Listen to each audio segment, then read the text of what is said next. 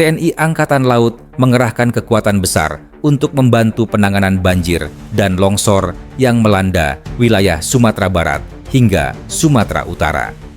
Sejumlah unsur laut, udara, hingga pasukan khusus dikerahkan untuk mempercepat proses evakuasi serta distribusi bantuan ke wilayah-wilayah ekstrem yang aksesnya terputus.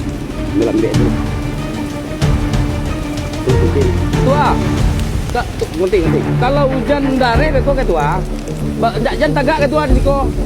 Tapi yang kau nyelonsor lo kemana? Kepala Dinas Penerangan Angkatan Laut, Laksamana Pertama Tunggul, menjelaskan bahwa pengerahan ini difokuskan pada dua titik utama, yaitu Nias dan Belawan. Unsur-unsur TNI AL diberangkatkan mulai hari ini sampai 1 September, baik dari Jakarta maupun dari pangkalan TNI AL di Surabaya. Secara total, TNI Angkatan Laut menurunkan 6 kapal perang, 4 helikopter, serta personel dari Komando Pasukan Katak, Kopaska, dan Batalion Kesehatan Marinir, Yonkes. Kapal bantu Rumah Sakit KRI Dr. Suharto 990 menjadi unsur utama untuk dukungan medis. Kapal lainnya seperti KRI Semarang 594, KRI Teluk Banten 516, KRI Gilimanuk, KRI Celukan Bawang, dan KRI Brawijaya membawa logistik penting berupa tenda lapangan, peralatan kesehatan, serta perahu karet. Pasukan Kopaska diturunkan untuk membantu proses evakuasi, pembersihan area terdampak, hingga penyaluran bantuan langsung kepada warga. Sementara itu, Yonkes Marinir menyiapkan pos kesehatan lapangan dan layanan medis darurat. Unsur TNI AL di bawah Komando Armada 1 di Belawan dan Komando Armada 2 di Padang juga telah turun membantu sejak pagi. Pengerahan besar-besaran ini merupakan tindak lanjut dari perintah Presiden Prabowo Subianto kepada Panglima TNI dan Kepala Staf Angkatan Laut untuk segera memberikan bantuan. Kak, nahanin kereta kita, Kak. Tengok lady, Kak.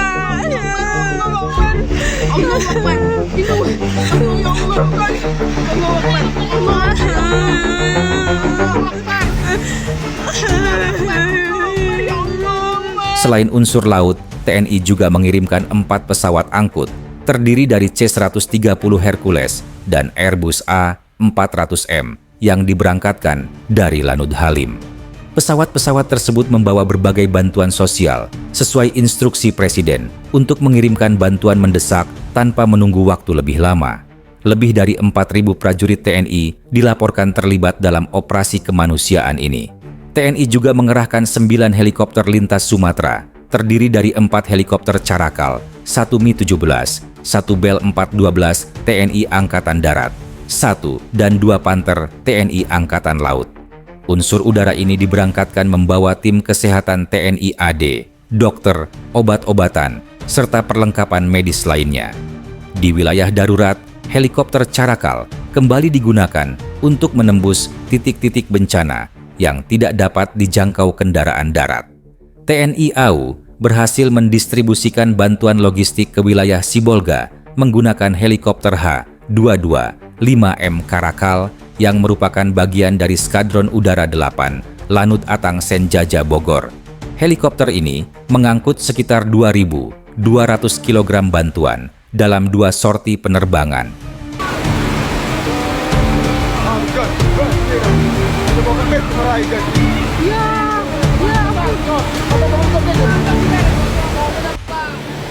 Helikopter Carakal memiliki kemampuan angkut hingga 2 ton di dalam kabin dan hingga 4,7 ton menggunakan sling load. Bantuan yang dikirim meliputi sembako, air bersih, makanan instan, serta perlengkapan untuk anak-anak dan wanita. Pengedropan bantuan dilakukan di Bandara FL Tobing Sibolga dan Lapangan Matauli. TNI AU juga menyiapkan 3 helikopter Carakal, tambahan dari Lanut Rosmin Nurjadin, untuk mempercepat distribusi bantuan ke daerah yang terisolasi akibat longsor dan banjir.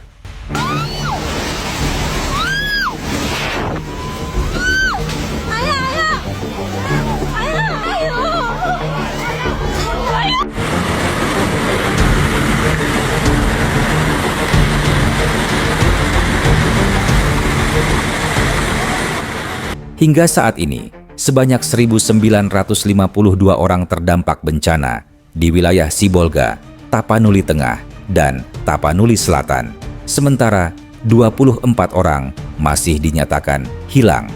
Selain helikopter, pesawat A-400M dan 3 pesawat Hercules dari Skadron Udara 31 Lanut Halim Perdana Kusuma juga digunakan untuk mengangkut bantuan ke wilayah Sumatera Utara, Sumatera Barat, hingga Aceh.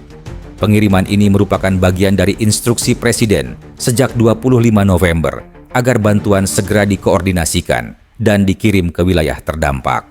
Bantuan yang dibawa meliputi tenda darurat, perahu karet, peralatan komunikasi, makanan siap saji, tenaga kesehatan, dan obat-obatan. TNI AU juga mengerahkan pasukan Batalion Komando 469 Kopasgat untuk membantu proses evakuasi warga di Tapanuli Tengah.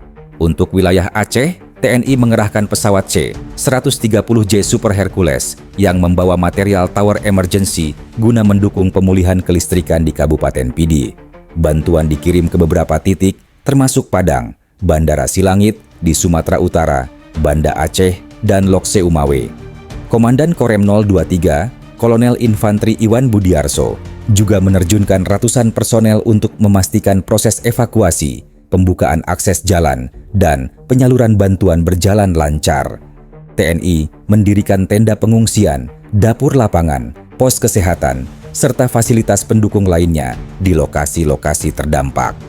Operasi bantuan ini menunjukkan koordinasi serius antara TNI AL, TNI AD, dan TNI AU dalam menangani bencana besar di Sumatera. Seluruh unsur bergerak cepat untuk memastikan bantuan tiba tepat waktu kepada masyarakat yang membutuhkan. Ya Allah, Muhammad Rasulullah.